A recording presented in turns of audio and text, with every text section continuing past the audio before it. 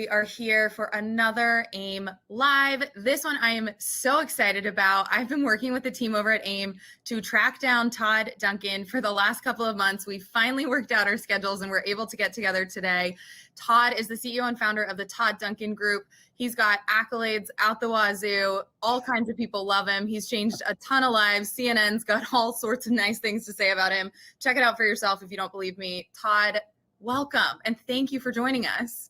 Katie, it's a blast to be here, and it does prove that persistence works, and made it happen. And I am delighted to hang out with you guys and your brokers for our time together. It's super, super exciting. I feel blessed to be here. Awesome. So everybody that's listening, Todd's got a lot to share. We're going to keep this under half an hour, but pay attention to the entire thing because there's going to be really, really good information throughout the entirety of the next 30 minutes. So stop what you're doing. Active listening for this one. Todd, one of the things that you really focus on and the thing that I think we really wanted to anchor our conversation on today is emotional connection. We talk with our brokers a lot about being a part of their community, making sure they're creating cultures within their organizations that people are excited about. But at the end of the day, that all comes back to how people feel and how you connect with the people who you're talking to. So can you just give me a quick overview of what that means to you? What is emotional connection? Yeah, emotional connection is the decision to really speak to the heart before we ever start to speak to the head. You know, the mortgage industry is just so consistently off on this. We talk a lot about loan programs. We talk a lot about interest rates. We talk a lot about pricing.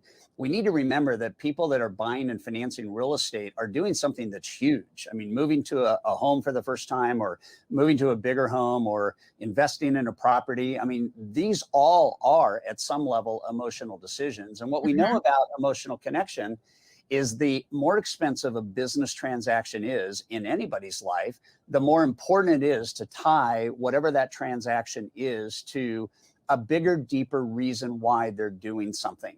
So the industry does a lot of promoting, and the top producers, I was a broker, I closed almost 6,000 loans in 12 years.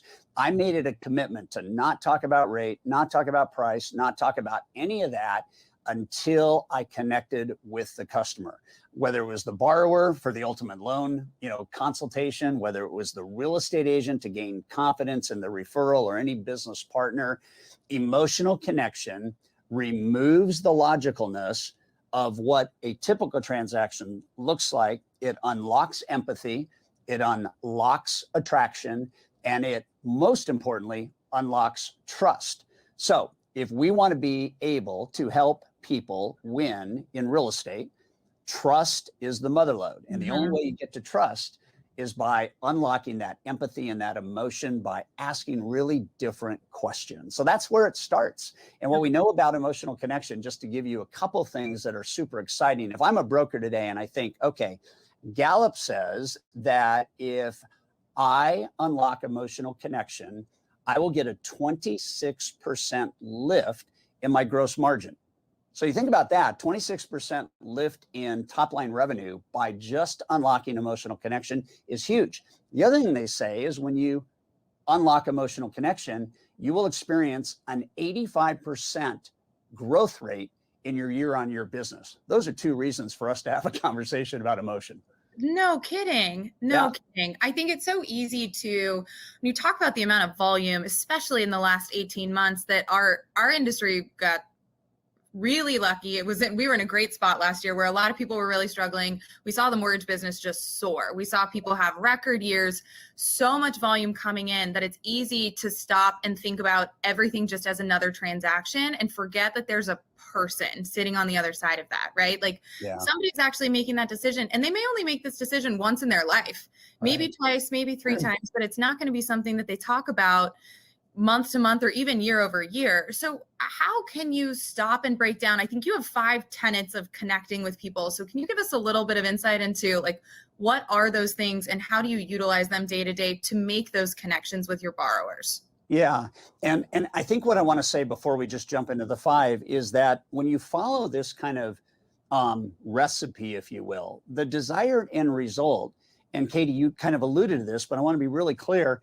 We must move from working on loan files to working with families. Families is what we actually work with. When we work with families, we don't make them a lone number. And we have to then explore these ideas of emotional connection. So there's 5 pieces. The first is chemistry. Any relationship that is going to work must at some level have attraction. So the job of a broker is to be able to attract the right referral partners, agents, builders, whomever, to really realize that if I like you and you like me, we will work better together than if for some reason we have different ideologies, right? When chemistry is there, it is that likability factor. It's attraction. And when we have attraction, then things work. With the borrower, the question is, what do you actually do in the first 30 or 60 seconds of a conversation with a borrower to have them realize that this is going to be a unique and different experience? Like, what do? We help people finance their dream. That's a really great emotional connection statement. Well, how do you do that? We do that by connecting with our clients, finding out what's important to them, and giving them an experience that will go along with the size of the dream and have them look back knowing this was the best experience they could ever go through. If chemistry's there, I like you, you like me, then we can have a conversation. If we don't have chemistry, conversations feel pushed, they feel manipulated, they feel salesy. But if I can have connection because I have chemistry, then I can have conversation. Here's the key.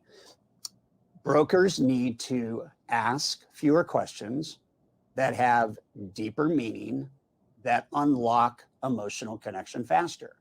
So, what's the most important thing about this move to you and your family? That question sets the stage for a really, really healthy conversation. So again, whether I'm working with a referral partner or a borrower, chemistry first, conversation second, collaboration third.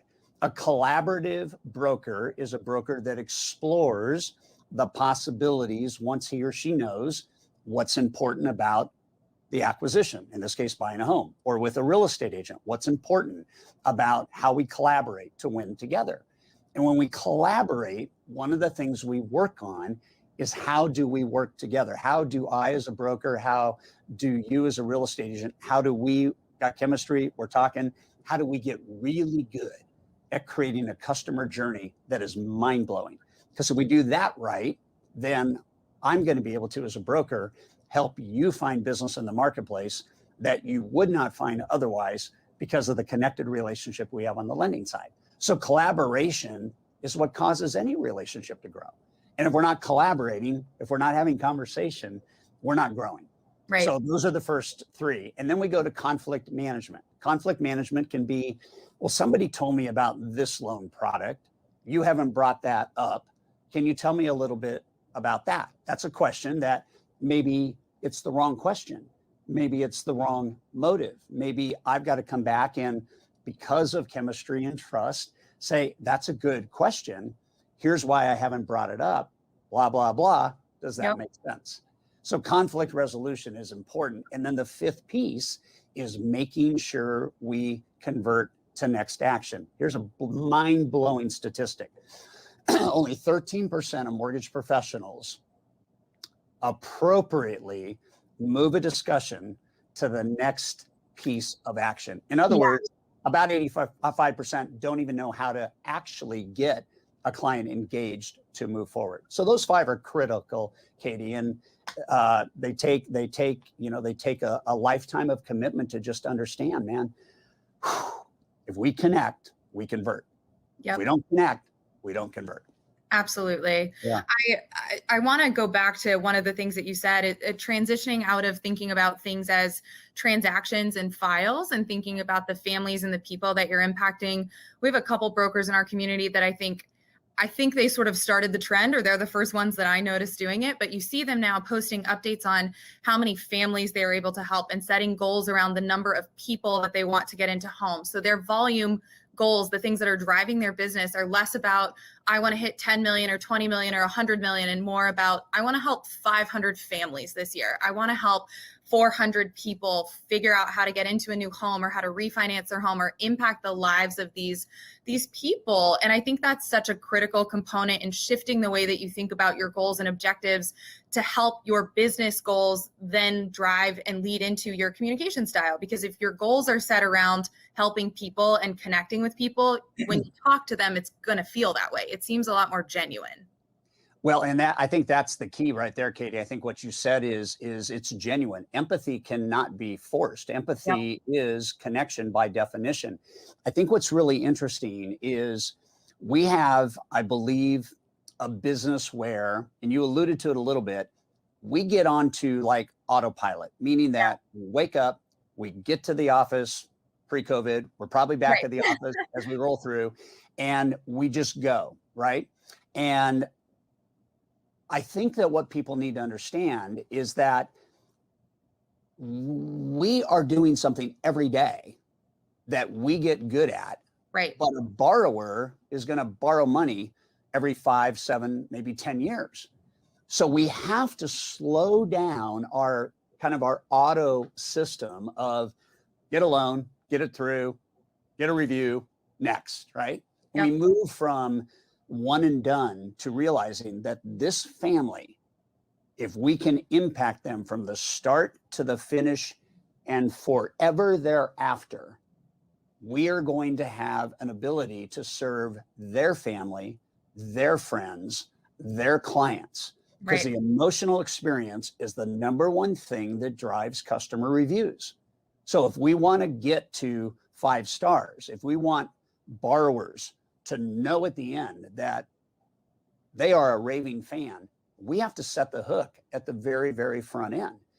We have to say and ask questions that they've never been asked. Like I was talking with one of my brokers yesterday. Last year, he made $5 million. And he said, the question I ask every borrower is, what has to happen between now and closing for you to feel 100% comfortable and excited about referring us to your friends and family and colleagues? You ask that question, you're going to get an emotional response. And all of a sudden, then you have set the stage where you now have a family. And that family, I'll give you one of my success stories. I had a family, and the guy was a doctor. And by the time that we were done with the transaction, he had introduced me to 217 physicians, all of whom had practices, all of whom worked at a hospital. There was a total of 1,750 physicians and nurses at a hospital, that because I took care of a family, I had access to all of those families. And that's why what you asked is so critical. I love that, because we have a lot of conversations around here about setting expectations with your borrowers, right? Especially through last year being a little bit more tumultuous. The guidelines were a bit harsher, overlays existed everywhere. You really had to set the expectation up front so that you knew the communication throughout the transaction would be a bit more successful.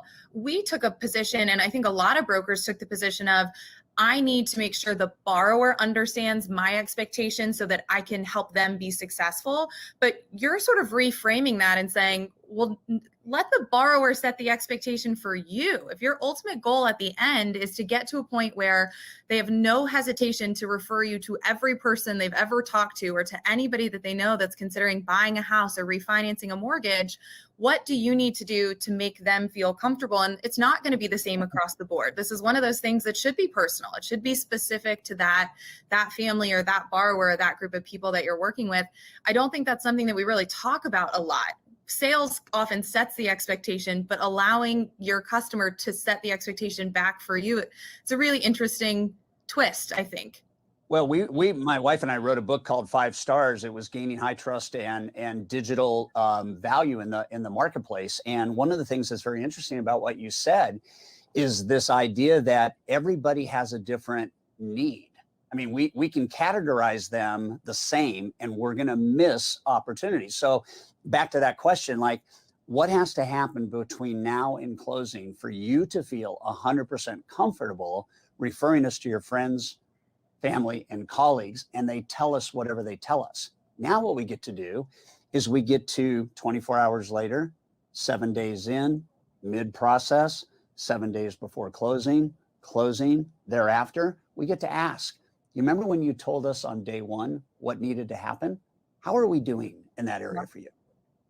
And now all of a sudden, every time you are surveying to something that they told you is critically important to them, you're cementing the emotional bond.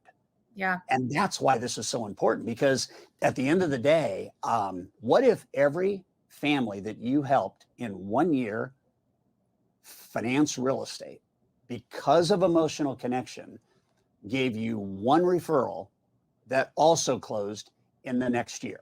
And you did that for 4 years. Yeah. How do you go from, 50 to 100 to 200 to 400 families a year? You do it one at a time by connecting at the heart. That's it. Yeah. It's the investment in building trust up front. We're often in a position, and I'll be the first to admit, I'm a technologist more than I'm a conversationalist. I'm a lot more comfortable in numbers than I am in chit chat and getting to know. Not that I'm not interested. There's just a level of comfort for me in building technology and creating automation and process, and I love the challenge of that. But you're articulating the same thing. Where I sit and preach, invest in your process, invest in, like, what are you doing? What can you cut out of your day? How can you save time in different areas? Stop and invest and break down your process. And then it creates efficiency later. Building trust is the same concept. Invest in building and establishing trust upfront with a customer, and you're multiplying your opportunity on the back end with no additional time invested in what you're referencing, going from 1 to 10 to 100 referrals based off of one time of setting trust with a borrower. Well, and what ends up happening based on what you just said is we watch conversion then go up. So Yep. If I have a borrower that is thrilled with what we did, and they refer me to somebody else that is going to buy or finance real estate, I have a higher conversion rate. Yeah. I have a faster trust rate. I have less proclivity around price pressure and concessions. I have more referability. And the thing that people need to understand is that the reason emotional connection is so important is because you're able to, out of the population of borrowers that you have a chance to impact in any given year, take that conversion from maybe 1 out of 4 to 2 out of 4 to 3 out of 4 without talking to more people. Right. And when you do that, and you do it because of high trust, and you do it because of the empathy and emotional connection, then all of that happens faster. And here's what's interesting for everybody to know. And it's more of a clinic than it would be just an answer to a question. But there's only 2 things that are happening in a conversation. One is feeling trust. The other is experiencing tension. And so the goal of a high performance mortgage broker that understands emotional connection is, I want to, as fast as possible, remove any tension.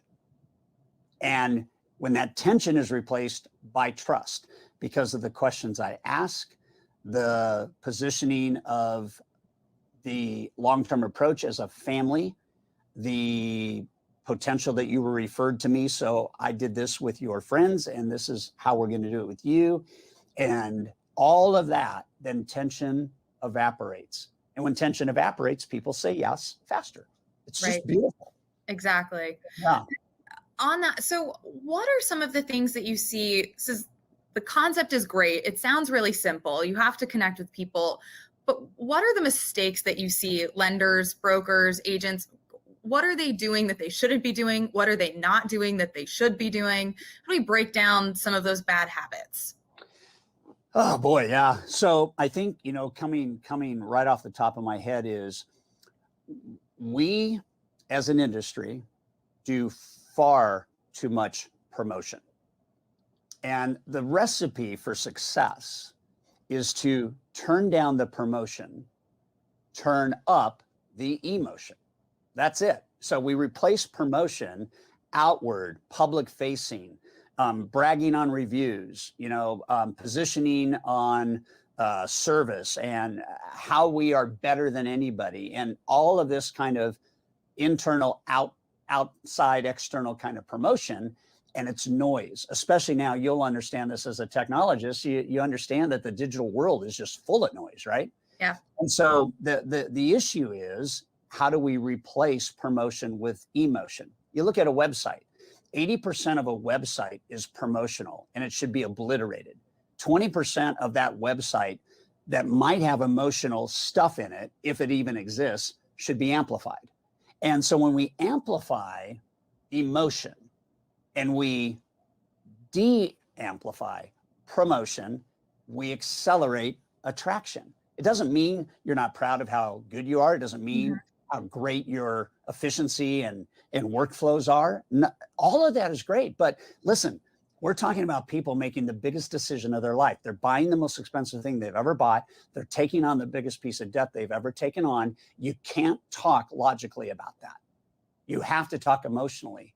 And if you talk emotionally and you get into the family stuff, like between now and the time that you spend your first year in your home, what are some of the other things outside of just helping you buy the property that we can do to help you win in life? Mm-hmm.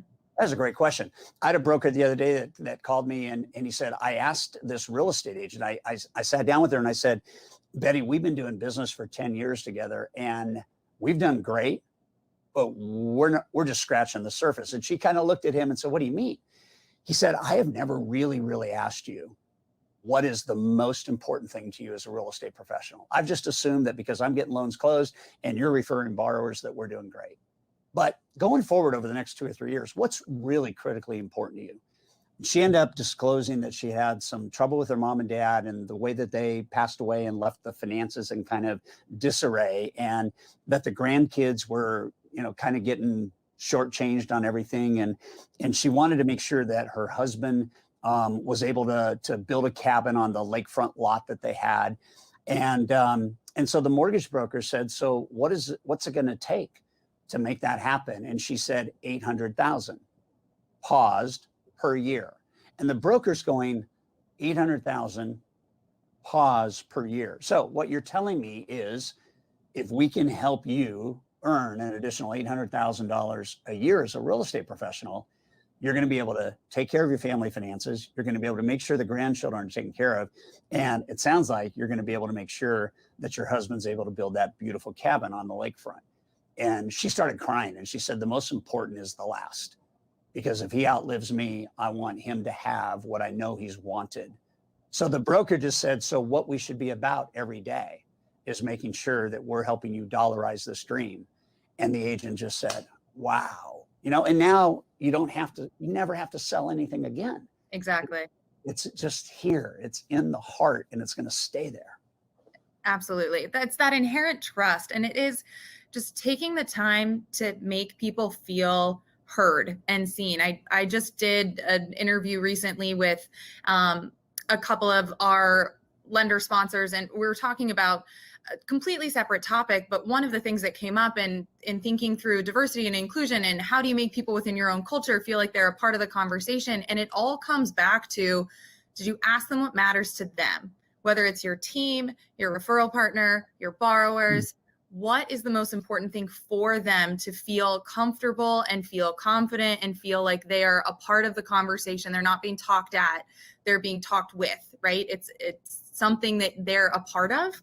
And everything that you're describing is that. It's this ability to build trust. And how do you break that down? And how do you live that day in and day out to make sure that every person that you're engaging with and interacting with trusts who you are and believes what you're doing, so you don't have to sell, right? I mean, that's the ultimate goal for a salesperson, to not have to sell, right? It's just an inherent trust that's built into your conversation. I think people need to understand what you just said. If you turn down the promotion, you're simultaneously turning down the pitch. Right. And people always feel when they're being sold. Exactly. And people put up a barrier when they feel they're being sold. And what I found is that so many brokers grew up just understanding my job is to do loans and to win the business. And we do it in ways that don't accelerate long-term buy-in, conversion right now, loyalty. And the biggest shift that's happening, Katie, in the lending world around most countries, not just America, is the whole way in which buyers are being brought to lenders is changing. You know, the way we used to go to agents or builders and then the referrals would come in, the digital stuff is now happening in advance. And so we have got to have people. Somebody told me when I was 4 months in the business, every person you help finance real estate, if you do it right, they're going to become part of your sales team. And I said, tell me more, John. He said, if you take care of a borrower, the borrower will take care of you. And I just started looking at that and I started thinking, if I close 100 loans and more importantly, help 100 families make an incredibly important decision safely and comfortably, then I have 100 people that are going to tell somebody about how cool and how beautiful and how safe my process of buying a home felt. Yep. When I have 200 and I understand that, then I have 400. So we have to realize that the best way and the big motive for having a relationship is customer share. It's like if we do this right the first time, I don't ever have to worry about helping you again because we're going to have a relationship. Absolutely. And that's why this is such a critical concept. And everything happens faster when trust is there. It's that. And I think that's the part. There's this interesting battle happening, I think, in the mortgage industry in general, not necessarily specific to the broker channel, but just our entire space is we're struggling with efficiency versus it's productivity versus relationship. How do you create as much efficiency as possible, but still have something personal and not automate out the person? And I think we've got a lot of big movers and shakers in our space that are trying to put everything on an assembly line. And anytime a person steps off or shifts away, the process no longer works for them, or they feel like they're just another number in the line because they're trying to get so efficient and they're investing so much in their automation. But we have to find a balance between the two, right? If we're going to have that long-term sustainability, especially for brokers that are typically those that are ingrained in their communities that are now trying to balance that with more productivity and efficiency through technology opportunities that haven't been here before, how do you do that without losing the person? So we only have a couple minutes left, but I want to hear from you on that specifically, Todd. How do brokers make sure they're finding the balance where they're not losing opportunities to scale their business, but they're also not losing the heart of the relationship, that relationship over transaction concept that we've been talking about this whole time? Yeah. So a couple of things come to mind real quickly. I'm an efficiency junkie. I mean, I wrote a New York Times bestselling book on time management and what it really looks like. And one of the goals that we have through our coaching company is to literally help mortgage professionals accelerate what they make per hour, not by wanting to make more per hour, but by getting more efficient with what they do every hour. And the one thing that we know is that if we create over automation without empathy and emotion, the automation doesn't work as effectively. I'll give you an example. So like we could have 5 email templates that hit loan submitted, appraisal in, loan approved, docs out, funded. That could all be automated in an email, right? Yep. If we embed in the email a video that says the same thing, our open rates go up, our trust accelerates, and then obviously the influenceability and referability happen. Yep. So I'm going to go into my studio or I'm going to hire a videographer and I'm going to outline whatever the touch points or the milestones are that I want to acknowledge. If I understand thank yous, then I could send you an email thank you, or I could text you a text thank you, or I could record a video thank you and attach it to a text or an email. Video rules a day. And even now, with real estate prices going up and inventory being low and, those come and go and they shift. It's like we have people that are helping agents win offers by packaging pre-approval in video format. And instead of just putting a pre-approved document out or a pre-approval letter, they take it all the way to video. and win the conversation. Yep. And when we think about, you got to have automation. You got to have that, right? Because that creates fluidness and consistency. It reduces drag. It improves the intentional customer experience. One position that any broker could have on their team that dollarizes like that is a client concierge manager, somebody that is in the middle. My first person was a transaction coordinator. Her role was to keep the process personal. Even though we had automation, keep the process personal. Yep. So it's like, physicians don't spend all day long trying to come up with a process.